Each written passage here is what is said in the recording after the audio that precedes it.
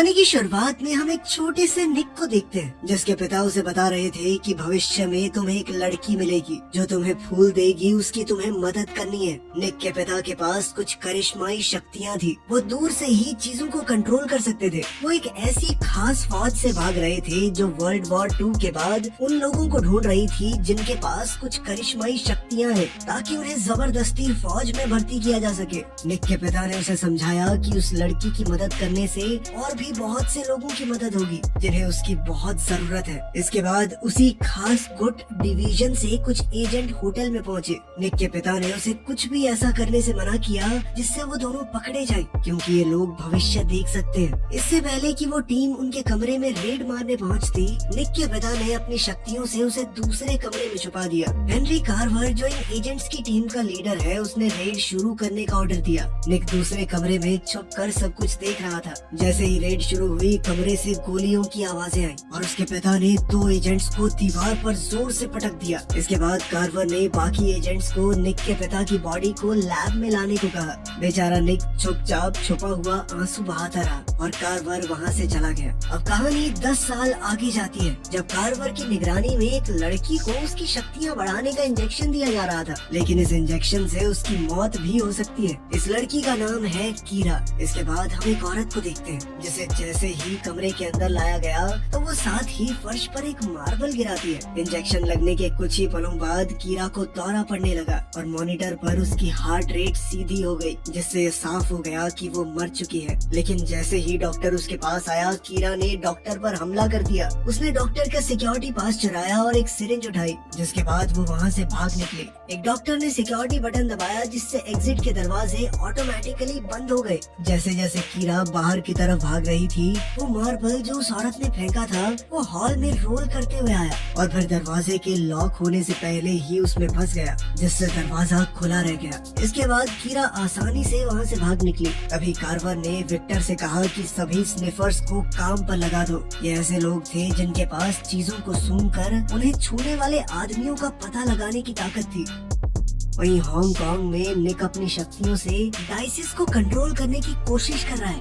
अब निक पार्क में गया ताकि वो जुए में चीटिंग करके जीत जाए, लेकिन उसका आखिरी मूव फेल हो गया और वो हार गया। अब निक पर $6000 का कर्ज है। ना चुका पाने पर उसके साथ के लोगों ने उसे पीटना शुरू कर दिया और वो वहाँ से भाग गया। घर पहुंचकर वहाँ 2 लोग ऑर्गेनाइजेशन से निक के पास आए। वो एक लड़की को ढूंढ रहे हैं जिसने ऑर्गेनाइजेशन का कुछ जरूरी सामान चोरी किया है, क्योंकि ये एजेंट्स पास्ट और फ्यूचर देख सकते हैं अपनी विजन से। तभी एक एजेंट ने देखा कि निक काफी वक्त से यहाँ अकेला है। एजेंट्स ने उसे कहीं न भागने की धमकी दी और अगर उसने ऐसा किया तो उसे दोबारा ढूंढ लिया जाएगा। ये कहकर वो वहाँ से चले गए। उनके जाते ही निक ने अपने कपड़े और गन पैक करना शुरू कर दिया। तभी उसे एक अनजान कॉल आया। फोन पर एक लड़की ने उसे दरवाजा खोलने और गन नीचे रखने का ऑर्डर दिया। जैसे ही निक ने दरवाजा खोला, वहाँ कैसी थी, एक 13 साल की वॉचर जो सीधे उसके फ्रिज पर रखे चिकन पर टूट पड़ी, जो इस लड़की ने अपनी विजन में देखा था। कैसी ने इसके बाद खुद को इंट्रोड्यूस किया और बताया कि वो $6 मिलियन ढूंढने में निक की मदद करना चाहती है। कैसी ने बताया कि वो एक 2nd जनरेशन वॉचर है और वो फ्यूचर की थोड़ी सी झलक देख सकती है, लेकिन वो हर बार पूरी तरह सही नहीं होती। अभी उसकी शक्तियाँ इतनी ताकतवर नहीं है। कैसी ने बताया कि डिवीजन जिस लड़की को ढूंढ रहा है वो सारा पैसा उसी लड़की के पास एक सूटकेस में है। इस पर निक ने कहा कि वो किसी भी हालत में डिवीजन से पंगा नहीं लेना चाहता, चाहे ये पैसों वाली बात सच ही क्यों ना हो। कैसी को यकीन था कि कभी न कभी निक उसकी मदद जरूर करेगा और उसने बताया कि अगर उस लड़की को नहीं ढूंढा गया तो कुछ बहुत बुरा हो सकता है। तभी कैसी को एक विजन आया कि कुछ लोग मार्केट में उस लड़की का पीछा कर रहे हैं। जैसे ही वो वहाँ पहुँचे तो उन्हें एक गैंग का सामना करना पड़ा जिसका नाम है पॉप फैमिली। उनके लीडर का नाम था पॉप फादर। पॉप फादर ने निक से डिवीजन से भागी लड़की के बारे में पूछा, क्योंकि उसकी बेटी जो कि एक वॉचर है, उसने निक को उस लड़की के साथ देखा है अपनी विजन में। उसकी बेटी पॉप डॉटर ने कैसी की तरफ बंदूक तानकर धमकी दी कि वो जानती है कैसी कैसे मरेगी, लेकिन कैसी को यकीन था कि मैं अभी तो नहीं मरने वाली। उसने निक की बंदूक उठाकर पॉप डॉटर की तरफ फेंकी और निक ने अपनी शक्तियों से पॉप फादर और उसके असिस्टेंट को हवा में में उड़ाकर दीवार की तरफ गिरा दिया, जिसके बाद वो कैसी के साथ वहाँ से भाग निकला। पॉप फादर के साथ ब्लीडर्स नाम के लोग भी थे। ऐसे लोग हैं जिनकी आवाज इतनी तीखी है, इनके चिल्लाने से आसपास के सभी कांच टूट जाते हैं। तभी पॉप डॉटर ने विजन में देखा कि निक और कैसी बड़े फिश टैंक्स की तरफ भाग रहे हैं और उन्होंने ब्लीडर्स को उनके पीछे भेजा। जब ब्लीडर्स ने वहाँ पहुंचकर चीखना शुरू किया तो उनकी आवाज से सारे फिश टैंक टूट गए। इस वजह से निक और कैसी फिसल कर गिर गए। निक ने कैसी को तुरंत भागने के लिए कहा, लेकिन तभी एक ब्लीडर उनके सामने आकर चीखने लगा। उसकी चीख से उनके कानों में बहुत दर्द होने लगा। उसके बाद पॉप गर्ल को विजन आया कि कीरा, जिसके पास वो पैसों वाला सूटकेस है, वो निक और कैसी के साथ है। लेकिन फिर अगले विजन में कीरा अकेले गायब होती दिखी। तो उसने अपने पिता को बताया कि अगर निक यहीं मर गया तो कीरा उनके हाथ से निकल जाएगी। तभी कीरा की आंख एक बोट में खुली जहाँ एक आदमी पाइप स्मोक कर रहा था। बोट के अंदर एक शीशे पर 4100 निक लिपस्टिक से लिखा हुआ था। कीरा ने अपनी लिपस्टिक से उसके नीचे दोबारा से निक लिखा। पहले लिखे हुए निक और अब जो उसने लिखा, दोनों की हैंडराइटिंग बिल्कुल सेम थी। वहीं कैसी अपनी विजन से निक को ढूंढ रही थी। उसे पता चला कि निक एक स्टिच की निगरानी में है जिसका नाम है टेरेसा। इन्हें स्टिच इसलिए बुलाया जाता है क्योंकि ये सभी चोटों को एकदम से ठीक कर सकते हैं। टेरेसा ने निक को ठीक कर दिया क्योंकि कैसी की माँ ने कभी उसकी मदद की थी, जिसके बाद वो वहाँ से चली गई। कैसी ने निक को एक लोटस का फूल दिया और बताया कि डिवीजन ने कैसी की माँ को इसलिए लॉक कर रखा है क्योंकि उनका मानना है वो उनको कंट्रोल नहीं कर सकते। फिर कैसी ने निक को अपनी विजन की एक पेंटिंग दिखाई जो दिखाती है कि डिवीजन के एजेंट्स एक औरत को अपने साथ ले जा रहे हैं। जो एजेंट निक के घर में आए थे वही उस लड़की को पकड़ कर ले जाएंगे। जैसे ही वो वहाँ से निकलने लगे, कैसी ने उसे एक और पेंटिंग दिखाई जिसमें साफ दिख रहा था कि निक और उसकी मौत एक औरत की वजह से होगी। उधर एजेंट होल्डन और एजेंट मैक ने कीरा को सड़क पर पकड़ लिया। एयरपोर्ट के रास्ते में जब कीरा को वॉशरूम इस्तेमाल करने के लिए कैफे में ले जाया गया तो कीरा ने अपनी शक्तियों का इस्तेमाल करके मैक के दिमाग में एक नकली मेमोरी डाल दी, जिसके बाद उसे ऐसा लगा कि होल्डन ने उसके भाई का खून किया है। यही सोचकर मैक ने बाहर जाकर होल्डन का खून कर दिया। जब मैक होश में आया तो उसे एहसास हुआ कि उसने क्या कर दिया है। वो वॉशरूम की तरफ भागा कीरा को पकड़ने के लिए। कीरा ने उसकी आंखों में साबुन फेंक कर भागने की कोशिश की, लेकिन मैक ने उसे पकड़ लिया। खींचातानी में कीरा के हाथ में मौजूद ब्रेसलेट टूटकर बिखर गया। इसके बाद कीरा ने मैक के सर पर बाथरूम साइन से वार किया और आखिर में उसके सर पर लात मारकर उसे बेहोश कर दिया। कैसी के साथ टैक्सी में जाते हुए निक ने अपनी शक्तियों के ऊपर ध्यान लगाते हुए कैसी का स्केच पैड उठाया। कैसी ने एक कॉकटेल ग्लास की ड्राइंग बनाई थी जिसे देखकर निक ने ड्राइवर को क्लब की ओर चलने को कहा। इस कॉकटेल ग्लास के बाहर एक ऑलिव पड़ा था, लेकिन कैसी ने बताया कि ये ऑलिव नहीं है, ये किसी ब्रेसलेट में से निकला हुआ बीड है। जिसके बाद निक ने सोचा कि ऐसा कुछ ढूंढना पड़ेगा हमें। मैक ने कार्वर को लड़की के ब्रेसलेट्स के बीड देते हुए कहा कि उसे उसके भाई के बारे में याद आ गया है, जिस पर कार्वर ने कहा कि तुम्हारा कोई भाई था ही नहीं कभी। कार्वर ने मैक को नौकरी से निकाल दिया, लेकिन मैक ने वादा किया कि अगली बार मैं उस लड़की को अपने दिमाग में एक झूठी मेमोरी नहीं डालने दूंगा। लेकिन कार्वर ने कहा कि मैं किसी को दूसरा मौका नहीं देता। इसके बाद उसने मैक को मार डाला और फिर कार्वर और विक्टर वहाँ से चले गए। कार्वर ने इन बीड्स को शहर के हर स्निफ और वॉचर को देने को कहा ताकि वो कीरा को ढूंढ सके। वहीं केसी और निक क्लब में पहुंचे। वहाँ उन्हें हुक नाम का एक शिफ्टर मिला जो चीजों का रूप बदल सकता था। उन दोनों ने शिफ्टर को एक चीज को बीड में बदलने के लिए कहा ताकि वो सूटकेस को ढूंढ सके। एक इयररिंग को बीड में बदलने के बाद हुक ने कहा कि इस बीड को एमिली नाम की एक स्निफ के पास ले जाओ। जब वो एमिली के घर पहुँचे तो पता चला कि डिवीजन ने एक ऐसा ही असली बीड उसे पहले से दे रखा है। उस बीड को सूंघने के बाद एमिली ने बताया कि ये लड़की उन्हें कॉन्ग टोंग पियर में मिलेगी। उधर कीरा ने अपनी शक्तियों का इस्तेमाल करके कपल को उसे लिफ्ट देने के लिए मना लिया। जैसे ही वो जाने लगी उसे निक और केसी दिख गए और उसने उन पर गोलियां चलानी शुरू कर दी। निक ने कीरा को पहचान लिया और पूछा कि क्या वो वही लड़की है जिसे डिवीजन ढूंढ रहा है। वो दोनों एक दूसरे को पहले से जानते हैं। कीरा इस बात से बहुत गुस्सा थी कि जब डिवीजन उसे ले गया था तब निक ने उसे ढूंढना तक जरूरी नहीं समझा, लेकिन असल में निक ने कीरा को कई बार फोन किए थे। जब कीरा ने कोई जवाब नहीं दिया तो निक को लगा कि वो उससे बात नहीं करना चाहती। सड़कों पर घूमते वक्त कीरा ने बताया कि डिवीजन उसका सूटकेस चाहती है, लेकिन वो जानती ही नहीं इसमें है क्या। उसे याद भी नहीं था कि पिछले कुछ दिनों में हुआ क्या है। निक ने हिसाब लगाया कि शायद कीरा ने जानबूझकर अपनी ही मेमोरी हटा दी ताकि डिवीजन उसके दिमाग में ये मेमोरी ढूंढ ना पाए। लेकिन कीरा के दिमाग से निक से जुड़ी हुई कोई याद नहीं मिटी थी। अभी केसी वहाँ आई और उसने निक को कहा कि इस लड़की से पीछा छुड़ाओ जल्द से जल्द, और साथ ही उसके पास वो सूटकेस भी नहीं है। लेकिन निक ने केसी को भरोसा दिलाया कि वो सूटकेस ढूंढ लेगा। केसी को बस ये डर था कि जब कीरा को डिवीजन वाले पकड़ने आएंगे तो उन दोनों को भी बिना बात साथ में ले जाएंगे। इसके बाद निक ने कहा कि एक शैडो का इस्तेमाल करके स्निफर्स को कीरा तक पहुंचने से रोका जा सकता है। उसी रात वो एक शैडो पिंकी स्टीन से मिले, जिसने अपनी सर्विस के लिए उनसे $10,000 पर डे की मांग की और गारंटी दी कि जब तक कीरा उसके 20 फीट आसपास रहेगी तब तक उसे कोई नहीं ढूंढ सकता। कीरा को सूटकेस का पता याद आने तक वो तीनों एक मोटेल में रुके। केसी कुछ खाने के लिए बाहर गई, तभी पिंकी को भी लगा कि शायद रिक को कीरा के साथ कुछ अकेला वक्त चाहिए, इसलिए वो भी बाहर चला गया। रिक कमरे में घूम ही रहा था कि तभी कीरा ने उसे ये सोचने पर मजबूर कर दिया कि बाथरूम में आग लग गई है, और रिक डर कर बाथरूम में घुस गया जहाँ पर कीरा पहले से मौजूद थी, और उन दोनों ने कुछ वक्त साथ बिताया। होटल के बाहर पॉप गर्ल केसी को मिली और उसने दोबारा केसी को वही कहा कि मैं जानती हूँ कि तुम्हारी मौत कैसे होगी। उसने केसी को अपनी स्केचबुक दिखाई जिसमें एक टाइगर बना है। साथ ही वो केसी को धमकाती है कि तू ये शहर छोड़ दे, तू बच जाएगी, समझी। खैर जब केसी कमरे में वापस आई तो उसने निक से कहा कि कीरा के चक्कर में हम सब मारे जाएंगे, पिंकी भी। जब उसने वॉचर्स के बारे में बताया तो पिंकी ने कहा कि वॉचर्स अभी भी उन्हें ट्रैक कर पा रहे हैं, और ऐसा ही रहा तो जल्द ही वो हमें पकड़ लेंगे। वॉचर्स का ध्यान भटकाने के लिए रिक ने कहा कि हमें अलग अलग हो जाना चाहिए। रिक ने कीरा को पिंकी के साथ जाने के लिए कहा, ये वादा करते हुए कि वो जल्द ही उन्हें वापस ढूंढ लेगा। केसी गहरी नींद में सो रही थी, इसलिए सबने उसे सोने दिया। लेकिन जल्द ही वो एक विजन देखते हुए उठ खड़ी हुई। कुछ ही देर में पॉप गर्ल वहाँ पहुँची, लेकिन कमरे में कोई भी नहीं था। कीरा को पिंकी के साथ भेजने के बाद निक ने एमिली से डिवीजन से मिली हुई पीड का इस्तेमाल करके कार्वर को ढूंढने को कहा। निक को जल्द ही कार्वर एक रेस्टोरेंट में मिल गया और उसने अपनी शक्ति से बिना छुए विक्टर और कार्वर की तरफ बंदूकें तान दी और फिर उनके सामने आया। इसके बाद कार्वर ने तिलमिलाते हुए कहा कि उसके डिवीजन में काम कर रहे बहुत से वॉचर्स ने बताया है कि निक और उसके साथी जल्दी ही मरने वाले हैं, और अगर कीरा को अगला इंजेक्शन जल्दी नहीं दिया गया तो वो भी मर जाएगी, और ये इंजेक्शन सिर्फ डिवीजन के पास है,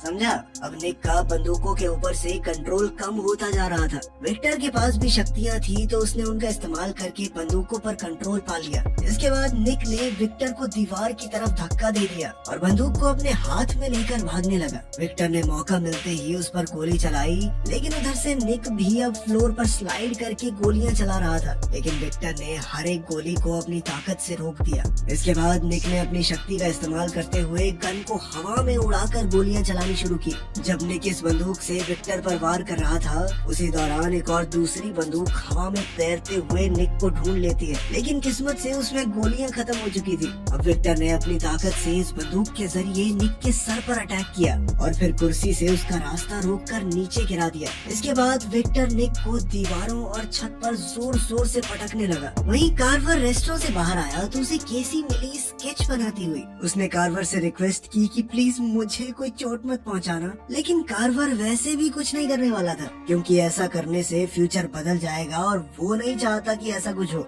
इसके बाद कैसी ने कार्वर को बताया कि निक को मारने से भी ऐसा ही होगा, तब भी भविष्य बदल जाएगा। उसकी बात सुनने के बाद कार्वर रेस्टोरेंट के अंदर गया और निक की जान लेने से विक्टर को रोका।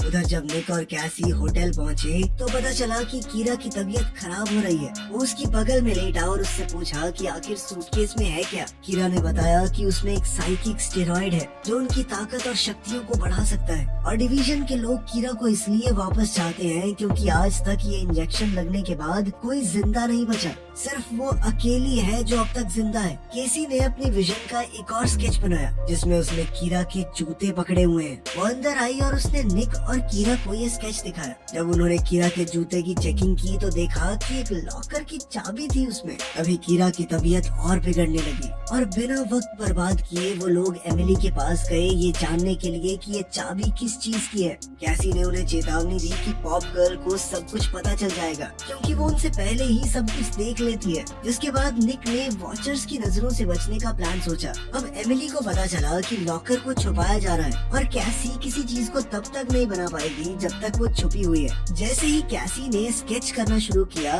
उसे पता चला कि पूरी बिल्डिंग को ही वॉचर्स से छुपाया जा रहा है। वहीं हम पॉप गर्ल को टेरिसा से मिलते हुए देखते हैं। अब निक ने प्लान बनाया कि वो कुछ ऐसा करेंगे जिससे फ्यूचर को कोई देख ही ना पाए। वो किसी भी चीज के बारे में सोचेंगे नहीं, बस सीधा कर देंगे और सबको लेटर दिया जाएगा कि आगे क्या करना है। सिर्फ एक्शन के वक्त ही सब अपना लेटर पढ़ेंगे, उससे पहले नहीं। और आखिरी लेटर वो अपने आप को लिखेगा। अब उसने पिंकी से उस आदमी का पता पूछा जो मेमोरी इरेज करता हो, ताकि वो ये बिल्कुल भूल जाए कि उसने लेटर्स भी लिखे हैं, ताकि डिवीजन के लोग उसके दिमाग को पढ़ ना पाए। अब निक ने कैसी से कहा कि उस सूटकेस और सिरिंज का बिल्कुल एग्जैक्ट साइज स्केच करके बताओ। दूसरी ओर पॉप गर्ल भी इन चीजों का स्केच बना रही थी। जब एमिली उस चाबी को सूंघ रही थी तो उसे पता चला कि एक टेप से उस चाबी पर लिखे नंबर को ढक रखा था। जैसे ही पॉप गर्ल ने अपना स्केच पूरा किया तो उसने अपने पापा को बताया कि डिवीजन एक सिरिंज ढूंढ रहा है, लेकिन अगर डिवीजन से पहले हमारे हाथ वो सिरिंज लग गई तो पॉप फैमिली डिवीजन से ज्यादा ताकतवर बन जाएगी। निक ने कीरा को बताया कि उसकी दवाई सिर्फ कार्वर के पास ही मिल सकती है और कहीं नहीं। उसने कीरा को एक रेड एनवेलोप दिया और कहा कि इसे तभी खोले जब उसे कुछ गड़बड़ लगे। कीरा को पिंकी के साथ भेजकर बाकी के एनवेलोप्स निक ने एमिली, केसी और हुक को बांट दिए। कीरा को कार्वर के पास छोड़कर पिंकी ने अपना एनवेलोप खोला और फिर वो निक से मिला, उसे याददाश्त मिटाने वाले आदमी की लोकेशन बताने के लिए। इसका नाम है चैंग। इसके बाद निक ने चैंग से उसकी पिछले 2 घंटे की मेमोरी बिल्कुल मिटा देने को कहा, ताकि वो ये भूल जाए कि उसने खुद को और दूसरों को लेटर्स दिए हैं। निक ने टेबल पर एक लेटर और कुछ पैसे रखे और काम होते ही चैंग को वो लेटर खोलने को कहा। जैसे ही 7:35 हुए सबने अपना लेटर खोलना शुरू किया। उधर निक की याददाश्त को मिटाने का काम शुरू हो चुका था। पॉप गर्ल अब निक का फ्यूचर नहीं देख पा रही थी।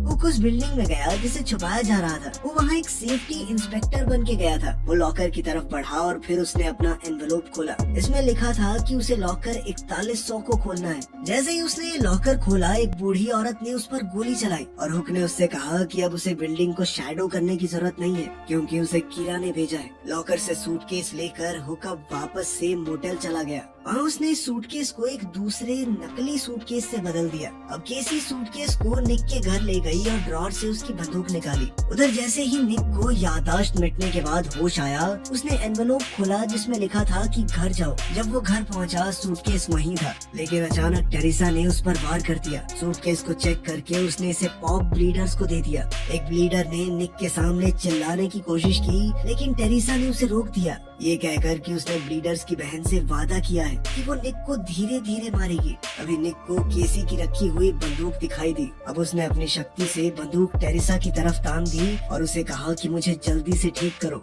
जैसे ही पू फादर को वो सूटकेस मिला, उसने सिरिंज देखी, लेकिन उसकी खुशी जल्द ही मिट्टी में मिल गई, क्योंकि वो सिरिंज एक सोया सॉस की बोतल में बदल गई। उधर पॉप गर्ल ने अपने ब्लीडर भाई को बताया कि असली सिरिंज बिल्डिंग में ही है। उधर कार्वर ने कीरा को इम्यूनी सप्रेसेंट देने की कोशिश की जिससे उसकी जान बच जाए। कार्वर ने बताया कि दरअसल कीरा एक डिवीजन की ही एजेंट है जिसने इंजेक्शन लेने के लिए खुद अपना नाम दिया था। कार्वर ने कीरा को उसकी आईडी दिखाई और बताया कि वो अपनी ट्रेनिंग की वजह से ही इंजेक्शन लेने के बाद भी बच गई। कार्वर ने अपनी शक्ति का इस्तेमाल करके उसे याद दिलाने की कोशिश की। उधर कैसी को अपनी मौत की चिंता सता रही थी, इसलिए निक ने उसे चलते रहने को कहा, बिना ये सोचे कि वो कहाँ जा रही है, ताकि वॉचर्स उसकी लोकेशन को लेकर कंफ्यूज रहे। और फिर एक सेफ जगह मिलते ही उसे छुपने की सलाह दी। कैसी सबवे की तरफ गई और जल्द ही एक चौराहे पर पहुंची। फिर उसने अपनी आंखें ढकी, घूमी और किसी भी दिशा में चलने लगी। उधर पॉप गर्ल उसकी हर एक लोकेशन को ट्रैक कर रही थी। और अब कैसी एक चाइनीज रेस्टोरेंट में पहुंची। वहाँ उसे कुछ डब्बे मिले जिन पर टाइगर का लोगो बना हुआ था। फिर उसने अपनी ड्राइंग देखी जिसमें एक टाइगर उस पर अटैक कर रहा है। जल्द ही पॉप गर्ल भी वहाँ पहुँच गई और कैसी के माथे पर बंदूक तान दी। सिरिंज की जगह सोया सॉस की बोतल मिलने पर उसके परिवार के सामने उसकी बहुत बेइज्जती हुई थी। अचानक उसके पीछे से चैंग, जो कि याददाश्त मिटाने की ताकत रखता था, वहाँ आ गया और उसने पॉप गर्ल की याददाश्त मिटा दी। वहीं निक ने कार्वर को फोन करके कहा कि उस सिरिंज के बदले में कीरा हमारे हवाले कर दो। जब निक तय की गई जगह पर पहुंचा तो उसने देखा कि कीरा की तबीयत काफी बेहतर हो चुकी थी और उसने आगे बढ़कर निक से सूटकेस भी मांगा। कीरा ने निक को याद दिलाया जब पहली बार निक ने उससे प्यार का इजहार किया था। कीरा ने बताया कि ये याद तुम्हारे दिमाग में मैंने डाली है, ऐसा कभी सच में नहीं हुआ? कीरा ने बताया कि कल हम दोनों पहली बार ही मिले, इससे पहले कभी मिले ही नहीं। उसने अपनी शक्तियों से निक के दिमाग में ऐसा कुछ डाल दिया कि वो दोनों आपस में प्यार करते थे पहले। इस पर निक ने कहा कि मेरे दिमाग में तुम्हारे साथ की बहुत सी यादें हैं। इस पर कीरा कहने लगी कि जिस जगह की तुम बात कर रहे हो वहाँ हम कभी गए ही नहीं, मैंने ही डाला है सब कुछ तुम्हारे दिमाग में। तभी निक को हुक का कॉल आया, जिसने कहा कि तुम ड्रग ले लो और फोन कार्वर को दो। हुक ने कार्वर को बताया कि अगर कार्वर को सूटकेस चाहिए तो निक और कीरा को जाने दे। हुक ने कार्वर और विक्टर को एक लोकेशन पर बुलाया और कीरा और निक को साथ लाने के लिए कहा। जैसे ही वो वहाँ पहुँचे तो विक्टर ने निक पर हमला करके उसे बेहोश कर दिया और गाड़ी के ट्रंक में डाल दिया। सूटकेस को लॉकर से निकालकर अब पॉप फैमिली भी वहाँ अपने गुंडों के साथ पहुँच गई। कार्वर को बचाने के लिए विक्टर ने सारी गोलियां ब्लॉक की और कलर्ड पाउडर हर तरफ हवा में उड़ा दिया ताकि कार्वर बचकर भाग सके। जैसे ही विक्टर ने 2 गुंडों को हवा में फेंका, उनमें से एक कार्वर की गाड़ी पे जा गिरा, जिससे गाड़ी का ट्रंक खुल गया और निक बाहर निकल आया। निक ने 2 बंदूकें लेकर लॉकर की तरफ जाना शुरू किया। कुछ लोगों ने कीरा को पकड़ना चाहा, लेकिन उसने अपनी शक्ति से उनके दिमाग को घुमा दिया और वो उसी के गार्ड्स बन गए। जैसे ही निक ने कीरा को आवाज लगाई, इन लोगों ने अपनी बंदूकें निक की तरफ मोड़ दी। तभी विक्टर ने अपनी पावर से निक को हवा में उड़ाया। उन दोनों के बीच हाथापाई हुई। अभी वहाँ एक ब्लीडर आया और चीखने लगा, लेकिन विक्टर ने उसे एक तीखी बैम्बू स्टिक से मार डाला। अपने बेटे की मौत से पॉप फादर बहुत गुस्से में आ गया और उसने अपनी एक तीखी चीख से विक्टर को मार डाला। निक के कानों से भी खून आने लगा। वो समझ गया कि एक और वार और उसका खेल खत्म। इसीलिए पॉप फादर को रोकने के लिए उसने अपनी ताकत से बिल्डिंग का ढांचा उसके ऊपर गिरा दिया। कार्वर ने देखा कि कीरा गुंडों के दिमाग से खेलकर उनसे बच रही है। कार्वर ने कीरा से कहा कि इन लोगों को छत से गिरा दो, लेकिन तभी वहाँ निक आ गया और कीरा को बताया कि कार्वर तुम्हारे दिमाग के साथ खेल रहा है। निक ने कार्वर पर हमला किया, लेकिन कार्वर ने अपनी ताकत से निक के दिमाग पर कब्जा कर लिया और उसे बिल्डिंग से गिराने लगा। लेकिन निक ने जैसे तैसे खुद पर काबू पाया और पीछे मुड़कर वो सिरिंज कार्वर से छीन ली। तभी निक वो सिरिंज अपनी बॉडी में इंजेक्ट करने लगा। कार्वर ने उसे चेतावनी दी कि मर जाएगा तू, रहने दे, लेकिन फिर भी निक ने वो स्टेरॉइड खुद को लगा ही लिया, जिसके बाद वो दर्द से बेहोश हो गया। थोड़ी देर बाद कार्वर और कीरा वहाँ से चले गए, जिसके बाद कैसी वहाँ आई। अब असली सूटकेस को डस्टबिन से निकालकर कैसी ने निक को बताया कि डिवीजन किसी भी हाल में इस सिरिंज को गलत हाथों में नहीं पड़ने देगी। कैसी अभी भी ये फैसला नहीं कर पा रही थी कि वो सिरिंज के बदले अपनी माँ को डिवीजन से मांगे या नहीं। निक ने कैसी से पूछा कि उस सिरिंज में ऐसा था क्या जो उसने अपने शरीर में लगाया था। इस पर कैसी ने बताया कि वो सोया सॉस थी। उधर प्लेन से डिवीजन हेडक्वार्टर्स वापस जाते हुए कीरा ने वो एनवेलप खोला जो निक ने उसे दिया था। उसमें निक और कीरा की कोनी आइलैंड की फोटोज थी, जिस पर लिखा था किल हिम। कार्वर सो रहा था, तभी कीरा ने अपनी ताकत से उसके दिमाग पर काबू करके उसे मार डाला। कीरा समझ चुकी थी कि वो निक से सच में प्यार करती है और उसने कोई मेमोरी निक के दिमाग में नहीं डाली। ये फोटो उनके साथ होने का सबूत थी और अब कार्वर के मरने के बाद आखिरकार वो सब आजाद थे। वीडियो पसंद आई तो लाइक कर देना, चैनल को सब्सक्राइब कर लेना। मिलते हैं अगली वीडियो में।